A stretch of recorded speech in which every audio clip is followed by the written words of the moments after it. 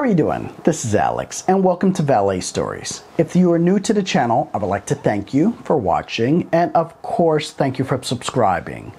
This is a channel which I talk about different valet stories in our industry, and you guys probably haven't seen me in about 2 weeks because it has been crazy once again. And you're always saying, Alex, every week is crazy. We do go through a lot and we go through these peaks and valleys. And a lot of people ask from last year, because of COVID, we got hit really hard. Well, the good news is it's starting to increase, it's starting to improve, and we're actually starting to get really busy.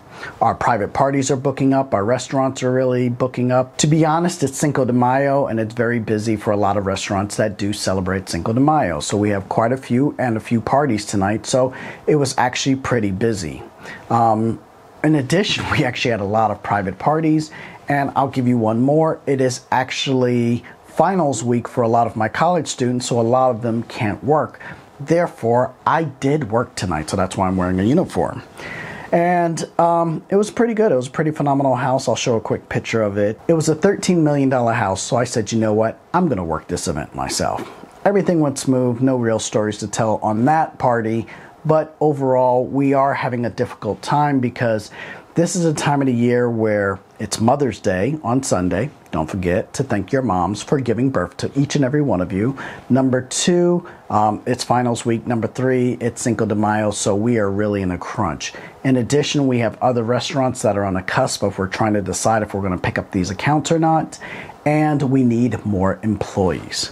Now, as everybody mentions, right now, the economy is kind of set where a lot of people don't need to work because they have stimulus money coming in or other types of money coming in. But a lot of jobs like valet parking, let's say Starbucks, fast food, they need employees. So we're almost at that point where we need quite a few employees, and we have employees that are graduating and they're leaving to move on in the workforce.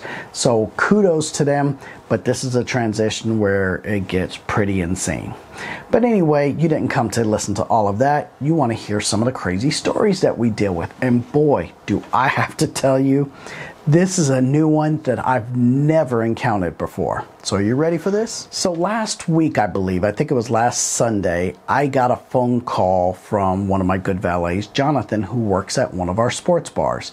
He's like, Alex, I just got into this F-150 Lariat, no, not Lariat, Platinum Edition, and pops up on the dash, PSI levels on their two rear tires are 0.05 and 1 PSI. So he looks outside and both rear tires are flat. He looks a little closer and both tires have been slashed. Not the front tires, but the rear tires. He's like, what should I do? And honestly, it's about 10:30 on a Sunday night. I'm like, give me a second. Let me think about this. So he hangs up. I give him a call back shortly, and by that time he gets a phone call. He's like, I saw somebody who slashed those tires, and we're now, hell's about to break loose because this customer is coming out. The customer comes out, he sees that both of his rear tires are slashed, and to be honest, my valet was a little scared, so he just handed him the keys and kind of like, hey, someone slashed your tires. In a sense, the way our liability stands, we are only responsible through our own direct negligence. But in this particular case, somebody slashed this customer's tire. Now we have to identify who it was and why it happened. So we tried to look at the video, and all we could ascertain was it was the owner of a Jeep Wrangler. And then it clicked in with the valet that the Jeep Wrangler had self-parked, meaning he parked himself. He wanted to park himself, so he kind of parked in a corner, but in front of the curb where he could just go out over the curb and off the street, which a lot of cars do. Anyway, the valet then blocked the Jeep the backwards way, so he couldn't back out. He could only go forward over the sidewalk and down there. And let me tell you, it's not over the sidewalk. It's actually an apron for the driveway. It's just kind of, you go across the sidewalk to do it. But he wasn't familiar with that. He wanted to exit out the general way. So what this customer did, this customer ended up getting out of his car and slashing the tires. But before that, he went inside and told the DJ that he was blocked in. The owner of the F-150 said valet has the car, but no one ever told the valet who was working. So the customer came outside, not the customer, but the Jeep owner came outside and slashed both rear tires. So now the customer comes outside, he's mad at us. It's our fault because we blocked that Jeep in and caused him to slash the tires. Now, obviously, if the Jeep owner was still there, he would have remained, but this now turned into a nightmare. This guy is yelling at us, he's screaming at us, he wants us to accept full responsibility immediately, and to move this car and get this car towed. Now, since it's an F-150, it's lifted, we now have to get a specialized tow truck to move it. Not really specialized, but here's something that I do that's kind of a secret. I keep AAA on, not staff, but I keep a couple of AAA accounts. And they're good to have because if you get the premium accounts, you can actually tow these cars 100 or even 200 miles. So that's one thing to do. Number two, if you ever get locked out of a house or you have someone lose a set of keys, one of your employees, you can just have them open up the cars. Number three, if you lose a set of keys and it includes the house keys, they can actually make a set of keys for you on the spot. So those three things right there are well worth the money. I think it's like 150 bucks. I get nothing from it, but it's good to have. Even if you're not in a valet parking company, it's good to have AAA because you never know when crazy stuff's going to happen. Anyway, this customer comes out, he's pissed. We need to get these cars towed. So the first thing I do is call AAA, have them go pick up this car. They tell me it's going to be 2 hours. They're not going to get there now and to this point until almost 12:30. The restaurant closes at midnight on Sunday, so it's now Monday morning.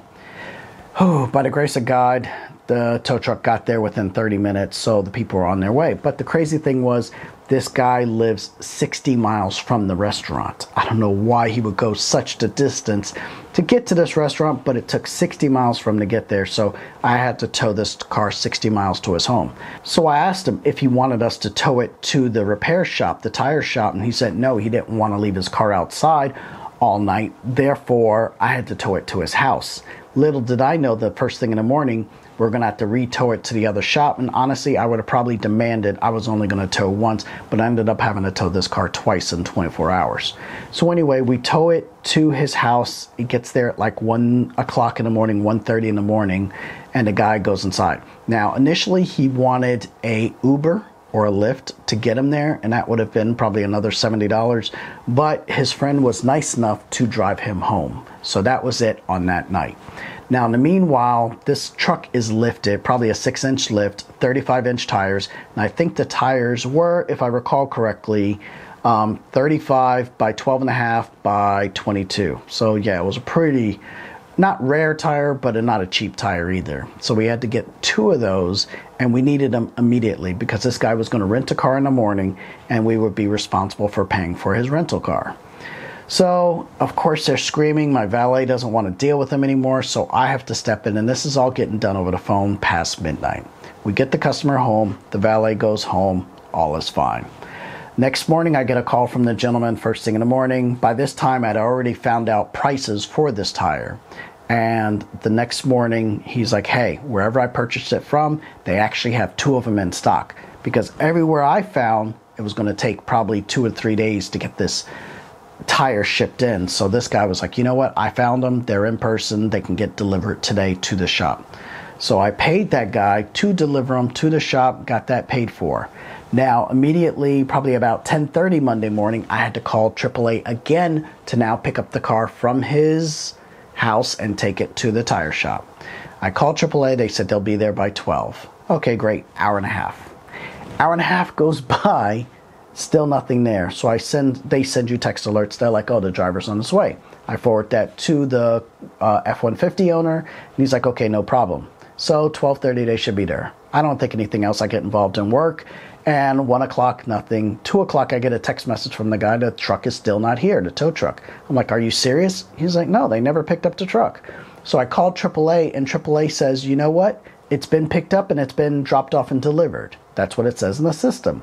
So I called a gentleman back. I'm like, are you sure your car hasn't been picked up? He's like, I'm pretty sure. I'm looking at the driveway right now. Like, good Lord. So I'm like, do any of your neighbors have F-150s? He's like, no. I said, do me a favor, call the shop and make sure some other F-150 didn't get delivered. So he does that, and of course, no F-150 gets delivered. So I said, okay, let me call AAA back. I called them back, and AAA roadside assistance, like, I don't know what happened, but we'll get you another tow truck out there. I said, by this time, it's almost 3 o'clock.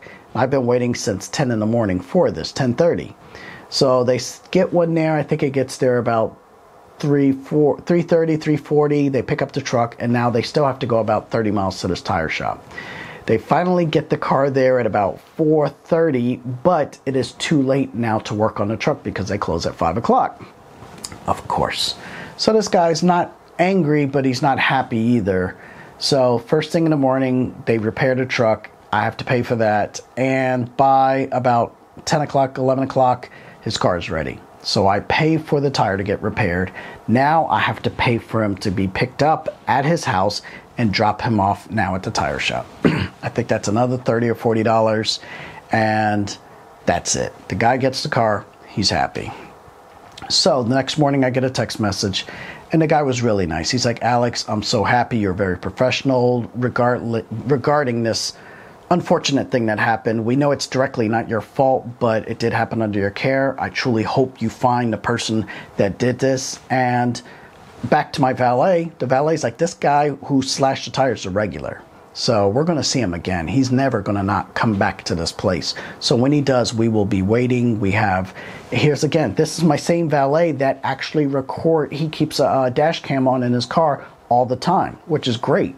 So we actually have an image. It's a grainy image, but he knows the guy, but it's a grainy image of the Jeep. So when that guy comes back, we will pretty much take care of him, call the police, and get this guy to pay us back. Overall, it cost about $1,000 to get the 2 tires replaced, air, put them mounted, Uber, and all that stuff necessary. So it's not bad, but it's also not good. I prefer it not happen. And of course, if you want to take a guess, this happened on a full moon. So thank you for watching. I appreciate you subscribing to our channel. If you haven't done so already, hit that like button. It actually works for my algorithm quite well.